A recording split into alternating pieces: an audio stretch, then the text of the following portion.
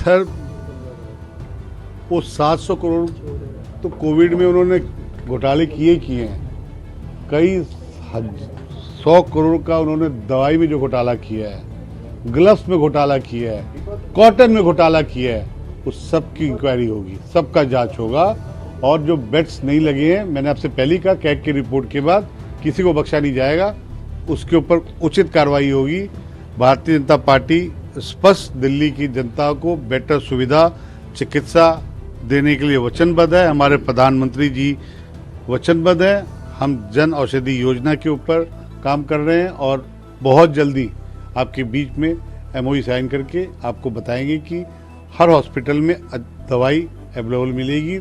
2 महीने के अंदर आपको सब कुछ जमीन पे काम होता दिखेगा। नमस्कार, स्वागत है आपका। आप देख रहे हैं द न्यूज और मैं रानी गुप्ता आपके साथ। इस वक्त की बड़ी खबर सामने आ रही है राजधानी दिल्ली से। दरअसल आपको बता दें कि दिल्ली के स्वास्थ्य मिनिस्टर पंकज सिंह ने बड़ा खुलासा किया है। उन्होंने कहा है कि कैसे कोविड-19 के दौरान 700 करोड़ रुपए का घोटाला हुआ था और इस घोटाले में तत्कालीन आम आदमी पार्टी की सरकार शामिल थी। इतना ही नहीं, उन्होंने ये तक कहा है कि इन घोटालों की जांच की जाएगी और जो भी दोषी हैं उन्हें बख्शा नहीं जाएगा।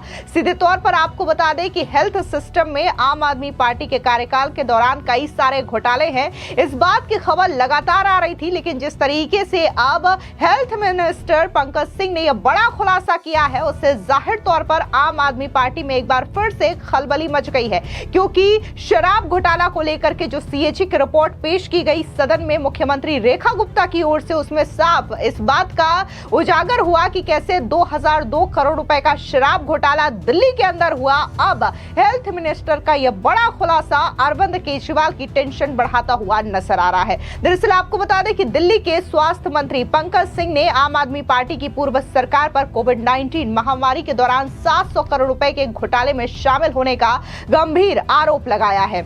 उन्होंने कहा कि आम आदमी पार्टी की सरकार के कार्यकाल में बड़े स्तर पर वित्तीय अनियमितताएं हुई हैं, जिसके कारण सरकारी खजाने को भारी नुकसान हुआ और जनता को इसकी भारी कीमत चुकानी पड़ी। साथ ही पंकज सिंह ने यह भी दावा किया कि ये घोटाला स्वास्थ्य सेवाओं और मेडिकल सप्लाई से जुड़ा हो सकता है, जिसका सीधा असर कोविड-19 के दौरान आम लोगों पर पड़ा। उन्होंने आश्वासन दिया कि इस मामले की पूरी जांच होगी और किसी भी दोषी को बख्शा नहीं जाएगा। दरअसल आपको बता दें कि पंकज सिंह ने कहा कि आम आदमी पार्टी की सरकार कोविड-19 के समय 700 करोड़ रुपए के घोटाले में शामिल थी। सीएजी रिपोर्ट के बाद सभी घोटालों की गहराई से जांच की जाएगी और किसी भी दोषी को बख्शा नहीं जाएगा जो कि इन घोटालों में लिप्त पाए जाएंगे। सुनिए और क्या कुछ पंकज सिंह ने कहा।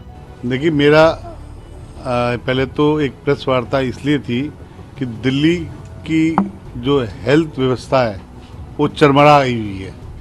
उसके बहुत से कारण हैं। हमने जो दिल्ली में पुरानी सरकार के ठेकेदार जो दवाइयों के का घोटाले कर रहे हैं, एक तो उसके बारे में चर्चा की है। दवाई के मामले में कागजों पे दवाई आती है और दवाई जो आती है उसकी ऑथेंटिक कुछ भी नहीं होती है। ये तो दिल्ली सरकार, भारतीय जनता पार्टी, जन औषधि जो हमारी पूरे भारत में चल रही प्रधानमंत्री जन औषधि योजना, हम उसको दिल्ली में लागू करेंगे। लागू करने का प्रयास रहेगा, लागू भी करेंगे। उससे फायदे 2 होंगे। एक तो अच्छी दवा मिलेगी,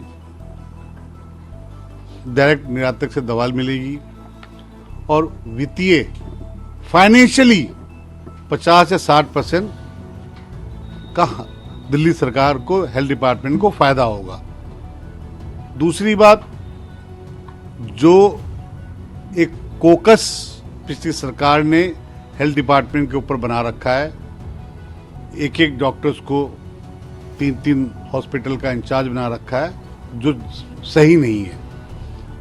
उसके ऊपर भी हम इंक्वायरी करेंगे कि ऐसा क्या रीज़न है कि आपके पास डॉक्टर नहीं थे, कि आपने 2-3 साल से एक हॉस्पिटल, एक डॉक्टर को 3 साल का एमएस, 3 हॉस्पिटल का एमएस बना रखा है। तीसरा विषय, ब्लड सेंटर्स कहीं नहीं है दीनदयाल के सिवा। जच्चा बच्चा केंद्र है नहीं, जो हैं वो उनकी हालत आप देख लोगे तो और जो दिल्ली के लिए बहुत जरूरत है। दिल्ली में अनियमितताओं की बहुत बड़ा एक गैंग चल रहा है जो सिर्फ पुरानी सरकार को पैसे कमाने का एक अड्डा बना हुआ है। हम प्रधानमंत्री जी की, आदरणीय नरेंद्र मोदी जी के दिल्ली वालों के को वादा जो उन्होंने किया था, वो उस वादा को पूरा करने के लिए अपना प्रयास, अपना कदम आगे बढ़ा रहे हैं। हम भारतीय जन औषधि योजना को दिल्ली में इसलिए लागू करेंगे कि उससे एक अच्छी दवा दिल्ली की जनता को मिले। फाइनेंशियली लॉस भी हमारा काफी कंट्रोल होगा, 50 से 60% लॉस कंट्रोल होगा। आयुष्मान योजना जब हम लागू करेंगे, बहुत जल्दी लागू करेंगे, इसमें प्राइमरी में वो आता है, सेकेंडरी में एडमिशन्स होता है, थर्ड में इंफ्रास्ट्रक्चर है, फोर्थ में डिजिटलाइजेशन करना है, डिजिटल के अंदर ऐड करना है, इसकी बेटर सुविधा दे सकें, वो सब चीज़ें हैं। और कैग की रिपोर्ट आने के बाद किसी को बख्शा नहीं जाएगा, इस बात की मैं आपको विश्वास दिलाता हूँ। उसमें कोई भी हो, हम अपने दिल्ली सरकार के अच्छे डॉक्टर्स को आगे लाएंगे। उनकी भी जो डिमांड्स है उनको पूरा करेंगे। डिमांड्स मतलब जो उन्हें सुविधा चाहिए, सुविधा देंगे तभी वो इलाज कर पाएंगे ना जी। अभी किसी मेरे भाई जर्नलिस्ट ने पूछा कि जो डॉक्टर दवा बाहर की लिख देते हैं, क्या करें? उस हॉस्पिटल में दवा नहीं है, या तो डॉक्टर दवा ही ना लिखे। हर हॉस्पिटल में दवा रहे, अच्छी दवा रहे, और आम जनता को उसकी सुविधा मिले।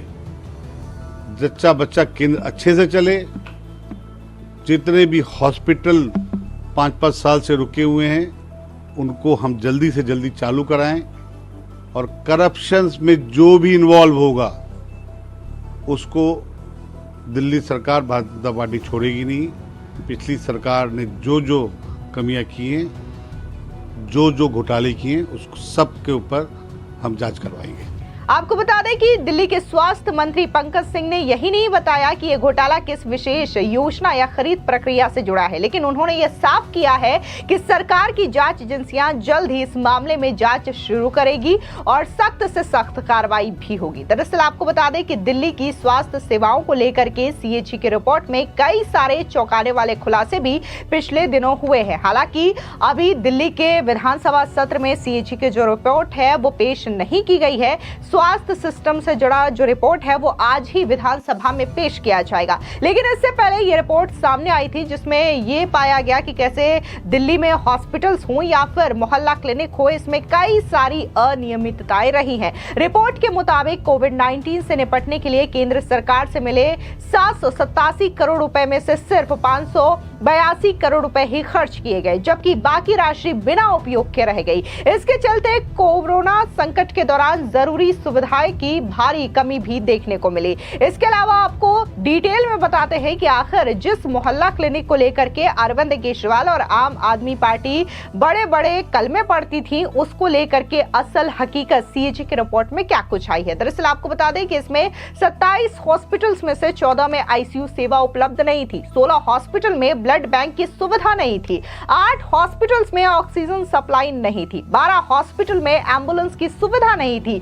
सीएटीएस एम्बुलेंस भी जरूरी उपकरणों के बिना चलाई जा रही थी। इसके अलावा जो मोहल्ला क्लिनिक की खराब स्थिति पाई गई वो भी आपको बताते हैं। 21 मोहल्ला क्लिनिक में शौचालय नहीं थे, 15 मोहल्ला क्लिनिक में बिजली बैकअप की सुविधा नहीं थी, 6 क्लिनिक में डॉक्टरों के लिए टेबल तक नहीं थी, 12 क्लिनिक में दिव्यांगों के लिए कोई सुविधा नहीं थी। इतना ही नहीं, इन्हीं मोहल्ला क्लिनिक में जो बेसिक सुविधाएं होती है यानी कि शौचालय और पीने का पानी, वो भी सही तरीके से नहीं था। फिलहाल ये जो सीएजी की रिपोर्ट है हेल्थ सिस्टम से जुड़ी हुई, ये तो रिपोर्ट है जो कि सामने आई थी, लेकिन असल जो रिपोर्ट है वो दिल्ली विधानसभा में पेश की जाएगी। उसके बाद और भी ज्यादा यहां पर परतें खुलेंगी, फाइल्स खुलेंगी कि आखिर दिल्ली में आम आदमी पार्टी और अरविंद केजरीवाल के शासनकाल में कितने बड़े लेवल पर हेल्थ सेक्टर में घोटाला हुआ है। फिलहाल अगर हम बात हेल्थ मिनिस्टर की करें तो उन्होंने तो सख्त चेतावनी और हिदायत दे दी है कि जो भी इस पूरे के पूरे करप्शन और घोटाले से जुड़ा हुआ है उनको बख्शा नहीं जाएगा। जैसे ही